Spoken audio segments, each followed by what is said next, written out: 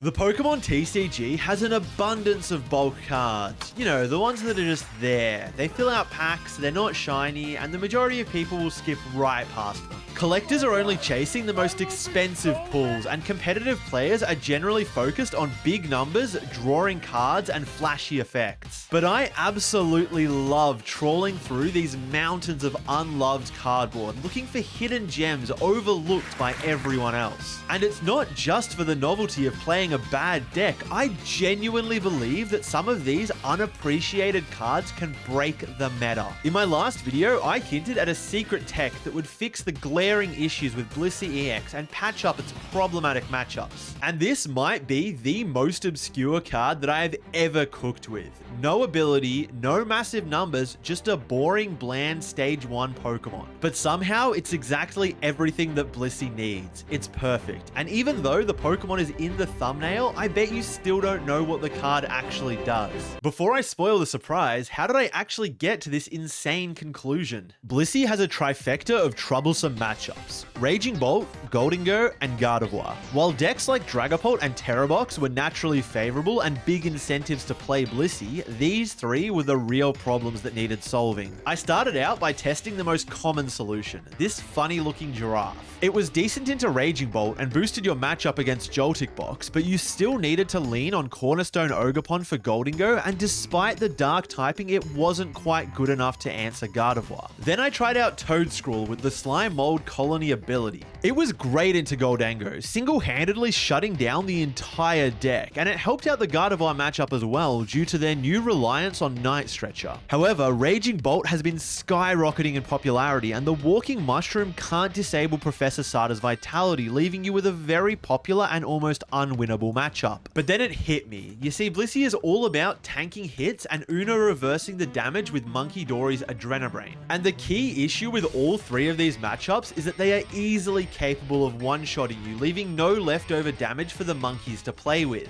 If my opponent wasn't going to do it, I would need to be the one putting damage on my own Pokemon. I already knew about Copperaja EX and its incredibly named attack, but I could instinctively tell that it wouldn't be good enough. 3 energy is just too much to easily slot in without compromising the deck. I'd also read this Steelix before, and it was really close to being good, but unfortunately Metal isn't a relevant typing at the moment. Neither of the available Onix are particularly appealing, and that 4 retreat cost is just an absolute deal breaker. And then, while scrolling through literally every way to damage your own Pokemon, I found it. The perfect piece to complete the puzzle that is Blissey.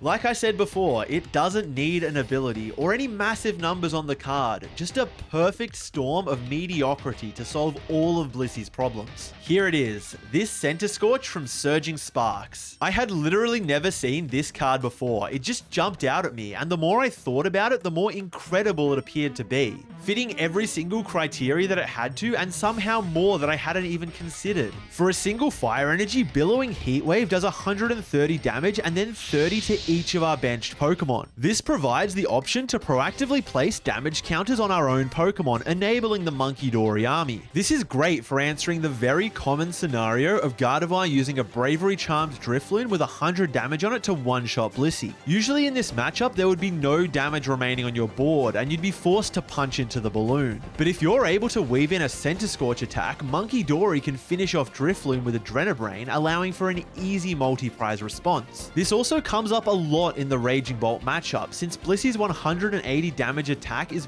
perfectly complemented by 230 damage Adrenabrain pings that would normally be inaccessible without the Centipede. Plus, the option of a solid one-prize attacker lets you cleanly manipulate the prize race and almost always force your opponent onto odds. But this miracle card doesn't stop at damaging your own benched Pokemon, it has the exact typing to perfectly complement Blissey's needs: Fire. On paper, Gholdengo's solid HP and unlimited damage supply should be a death sentence for Blissey. It forced the original builds to commit space towards a clunky wall in Cornerstone Ogerpon, and even then, the outcome wasn't great. Incredibly, the 100-legged Fire Fella does exactly 130 damage, precisely taking out Gholdengo after you account for weakness. This completely flips the matchup, since you should easily be taking the first 4 prizes using single prize Pokemon that only require 1 energy to attack, giving up just 2 or 3 in return, leaving you with plenty of time to close out the game with either a combination of Blissey and Monkey Dory or Roaring Moon's Frenzied Gouging.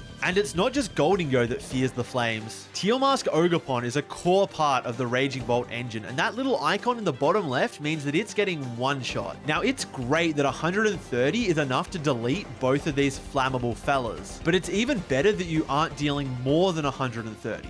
Let me explain. Against End Zoroark, Blissey would normally rely on Cornerstone Ogerpon. Otherwise, you risk ending up with a stalemate board. Blissey can't attack into a full health Zoroark, since doing 180 would enable a 360 damage powerful rage in return, courtesy of End's Reshiram. And the End's player is also disincentivized to attack into Blissey with Virtuous Flame, since Monkey Dory would bounce most of the damage right back, eventually allowing Blissey to safely take that KO. This deteriorates the game into a lot of drawing and passing until someone finds a good chance to drop boss's orders. However, dealing 130 damage means that not only will Powerful Rage cap out at 260, a fair way off Blissey's massive HP, and even if they heal Zoroark for 30 with their own Monkey Dory, it'll still have 100 damage on it, allowing Blissey to deal enough damage to take the exact KO. Speaking of 130, that's how much HP my beloved Bug has, which is the exact number you need to deny Iron Hands from taking an additional prize with Amp You very much. Oh, you're playing Future Booster Energy Capsule for an additional 20 damage? Well, I've got a Rigid Band.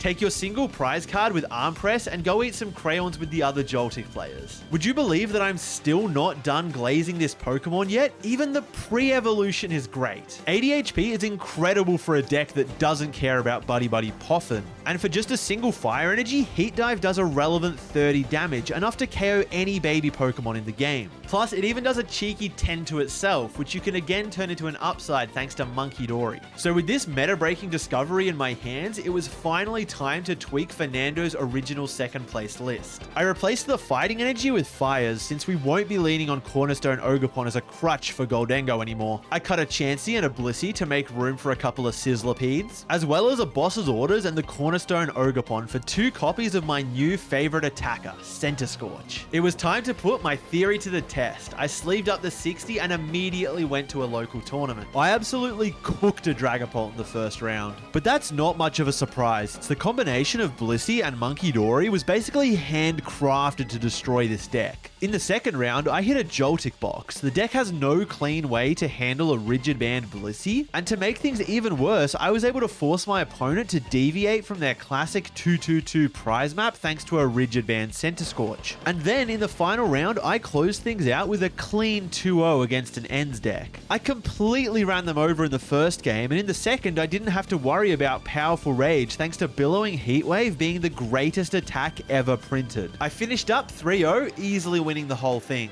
And that's where this story was meant to end. Triumphing over a fun little challenge at a local event to demonstrate that this tech really does work. But it worked a little bit too well, and with Melbourne Regionals right around the corner, it was time to cook. For just about the entire week before Regionals, this was the front runner for decks I wanted to play. I put a ton of time into it and really ironed out all the lines into every meta matchup that I could reasonably expect to hit, making a couple additional changes along the way, swapping out a Dark Energy for a third Fire and a Nest Ball for Counter Catch to further boost my odds into aggressive decks. But just 2 days before the tournament, I started to get cold feet. This was the best that the Gardevoir matchup had ever felt for Blissey. I was destroying just about everyone that I played against. However, when running the matchup at a very, very top level, when they could really understand what lines I was going for, it became incredibly tough. And I knew that if I wanted a shot at winning the entire tournament, I was going to have to beat multiple of the best Gardevoir players in the entire world. In the end, I didn't play Blissey myself, but I was going to make sure that my new favorite fiery bug got that Limitless page that it really deserved. Despite a 6-month break from competitive Pokemon, my good mate, OKJLove, was coming back for Melbourne Regionals, and I had the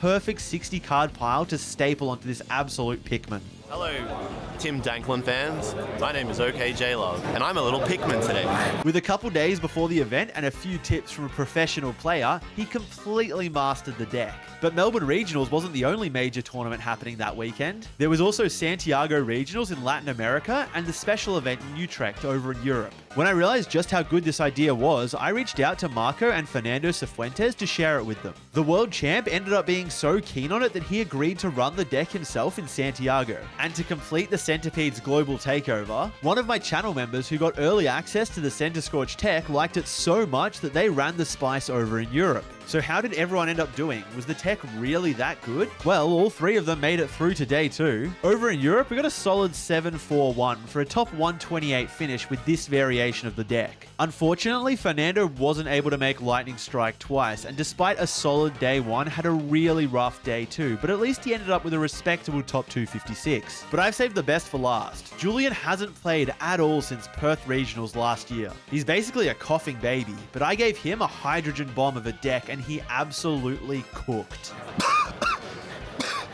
Going undefeated and just barely missing out on a top 32 cash finish by a couple of % on resistance. I'm still incredibly proud of his work though, doing the deck some real justice and reigniting his own competitive drive, a massive success all round. I'm really hoping that these solid showings get you keen to try out the deck for yourself. I would absolutely love to see it pop up in Portland this weekend. And if you don't have any tournaments left in this format, don't worry, I've got another spicy Blissey tech lined up for the Destined Rivals set. It's not quite as obscure, but I do think it has some massive potential. I'll keep it a secret from the public for now, but just like Centiskorch, I'll let all of my channel members in on it right away. Thanks for all the support, fellas. I'll catch you in the next one.